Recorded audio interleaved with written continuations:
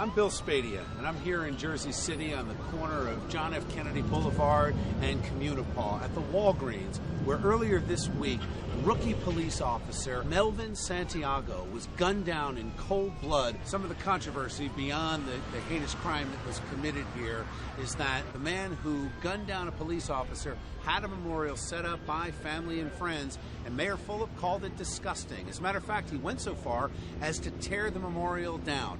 And the response of government, not only in Jersey City, but across America, has been the same two things. On one side, you've got people calling for more money to be spent, recreation centers, education, etc., welfare. On the other side, you've got the response of more police officers and boots on the ground. It seems that for the past 50 years, America has struggled to figure out how to get our cities back on track. Both solutions seem to be failing. A lot more questions right now than answers, but this is going to be the first real test of Mayor Fulop. Kate, the police now have credible threats that the gangs in Jersey City have called out to other gangs across the state to kill more police officers. What do you got? Right. Tensions between the police department and people out here on the streets in Jersey City are so high, Bill. I hit the streets this morning with Earlie Harrel. Now, he is a high-ranking member of the Bloods gang from Trenton, and he's known as the almighty Blood Messiah. We're hearing in multiple reports that the Bloods are calling for members throughout New Jersey to come here to Jersey City and kill another cop. He hit the streets with me this morning to tell people a message of peace. And basically what he had to say was, stop the violence. Police are going to use force. They're going to win. And that way, because they're going to have the law and all the government support, you know what I'm saying, to come in and get you guys, you feel me? And they're going to always be able to put in the media that you have a criminal record or whatever, to deface you. And the reaction we got from people on the street was a very good one. And most of the people we spoke with agreed with the almighty Blood Messiah. They said, we don't want violence here on the streets. We want the killing to stop. Spread the news to the brothers, man. Man, you know I'm on them, bro. I'm the almighty Blood Messiah, bro. Trust. Peace. I mean, this young man, he was 23 years old. He was gunned down right here in this parking lot, a rookie cop with a 15-year-old brother and a mother and a father who are mourning his loss. Did they have an understanding of why the police force is now on edge? And what he told me is that police going in the night and taking down this memorial to the shooter is basically equivalent to a gang striking out against another gang. So what he basically told me was that he's equating the police department to a gang. Which is, just even to hear that, it seems that this disconnect is even worse than you think, because clearly you've got gangs, practicing all kinds of illegal activities, and you've got the police force that is trying to keep some law and order in these cities. What does Earlie hope will come of this? Is he going to strike a dialogue with Mayor Fulop? Clearly Mayor Fulop is under the gun on this and how he handles this. So far, I don't think he's done a very good job. Clearly, he's upset more people than he's satisfied by tearing the memorial down. What does Earlie think? Even though he wants peace, he's saying that if people want to put that memorial back up, then he'll be there to support them as they make sure police don't tear it down again. If y'all want to put it up, you can put it up right now. All right, Trills, and if they take it down, I'll be back. Even though he wants to see communication, even though he wants them to work together, he's also telling people on the streets, if you want to memorialize one of your own, in this case the man that shot this young police officer, then you should stick to your guns and do it. I'm standing in front of the Jersey City Police Department West District headquarters, where Officer Melvin Santiago was assigned, and he left on his patrol only to be gunned down at the Walgreens right down the block from here. There have been a steady stream of police officers from all across New Jersey stopping by, paying their respects to this fallen hero. Tamara, you're chasing an angle of this story that really involves the community reaction to Mayor Steven Fulop. And, he came into office with a lot of high expectations, a lot of rhetoric about what he was going to do. And you've been chasing crime in Jersey City over the past year. And, you know, what's the feeling that you're getting from the folks you talk to as to how he's performing? What shocked me as I've been chasing this tragedy over the last weekend is how similar the situation is here in July as it was last year in July. So I started looking back at the places that I had been, and I retraced my steps to one of the most dangerous corners in Jersey City, to Bergen, Lexington. I went back there with one of the community leaders, Bruce Alston, who's a founder of Urban Concerns. He said, I told you last year that it was going to get worse before it got better.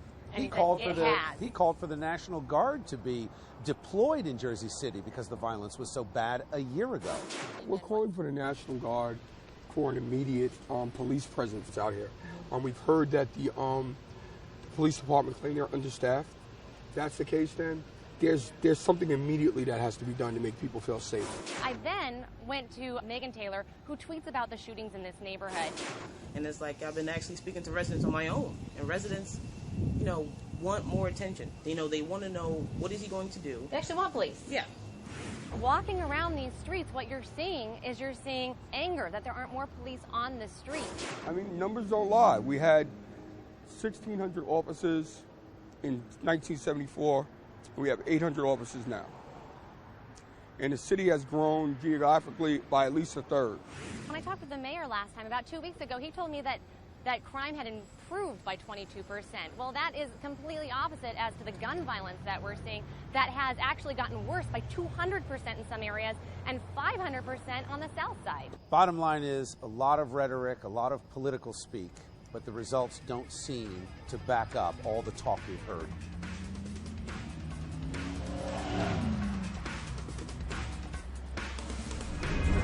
Guys, I just got back from Jersey City. You know, Tamara, so did you. We've been covering the story, this awful story about a murdered cop. One of the casualties of this, beyond the crisis and the strife going on in Jersey City, is a reporter on News 12, now a former reporter, Sean Bergen, who expressed his opinion on the air during his nightly telecast. Just take a look at what Sean had to say. The underlying cause for all of this, of course, young black men growing up without fathers. Unfortunately, no one in the news media has the courage to touch that subject. Those comments got him suspended, and he's now out of a job. So we've brought our friend of the show, Judy Franco from NJ 1015, the better half of the Dennis and Judy Show, to weigh in on this.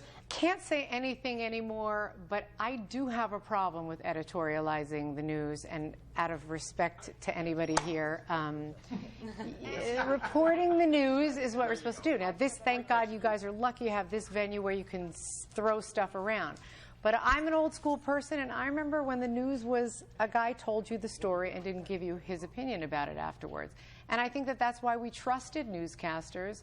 And Sean Bergen is a newscaster. So I didn't appreciate his opinion. He wants to have my job, but he doesn't. But don't you think that it does add something to the news, that the viewer can have some insight to at least another perspective? Judy has to defend her opinion. You have to defend your opinion. We put things out there, and then people can come back and discuss it with us. He hit and ran. He threw it out there like, here was the answer, now I'm signing off. That's not the forum to do that. We're foolish to think that opinions don't color news reporting out there. No matter what you say, no matter how objective you claim to be, your opinions impact the story that you tell, as objective as you may try to be. Well, right, because there are so many facts related to so many stories, it's going to be the reporter that decides which facts get into the broadcast. I think for that, this guy is a hero because he finally shed some light on one part of the story. I may disagree with him that that's, of course, the only problem, but we've talked about it on this show. Tamara, you did an interview in Jersey City with a mom who had the same take. I think that the crime, or the punishment, did not fit the crime. On this, you had someone on the street who went into a dangerous area, and he went and he got every angle, and he presented that, and he was obviously out.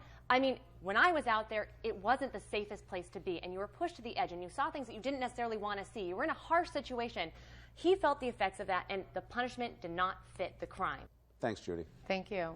Tamara, I understand that Officer Melvin Santiago, who was gunned down in cold blood in Jersey City, is going to receive a promotion posthumously from the Jersey City Police Department. Yes, Mayor Steven Fulop has honored him not only with a promotion to detective, but with the Jersey City Police Department Medal of Honor.